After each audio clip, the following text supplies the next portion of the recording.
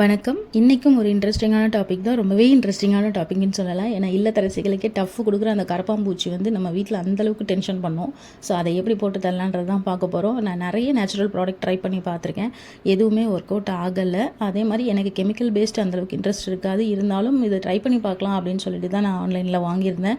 இதை பாருங்கள், யூஸ் பண்ணதுக்கப்புறம் எப்படி இருக்குன்றத. நிறைய கரப்பாம்பூச்சி செத்து போச்சு. உண்மையிலேயே எனக்கு ரொம்ப ஷாக்காக இருந்தது. இதை பார்த்ததுமே கண்டிப்பாக வாங்கி ட்ரை பண்ணணும்னு தோணும். பட் ஆனால் இதுக்கான இன்ஸ்ட்ரக்ஷன் நான் கொடுத்துட்றேன். இது ரொம்ப கெமிக்கல் பேஸ்டாக இருக்குது. அதனால் கண்ணுக்கு கண்ணாடியும் க்ளவுஸு மாஸ்க் எல்லாம் போட்டுட்டு பண்ணுங்கள். ஏன்னா எனக்கு கண் எரிச்சல் இருந்தது, முகம் எல்லாமே எரிஞ்சது, அதுக்கப்புறம் வாமிட்டிங் இருந்தது.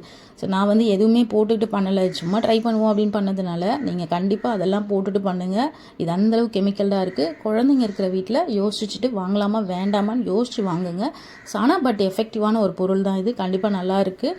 அது முடிச்சதுக்கப்புறம் டீப் க்ளீன் பண்ணிவிடுங்க. வீட்டில் ஃபுல்லாக க்ளீன் பண்ணிவிட்டு அதுக்கப்புறமா சமைக்க ஆரம்பிங்க. இதெல்லாம் முக்கியமான ஒரு விஷயம். ட்ரை பண்ணி பாருங்கள்.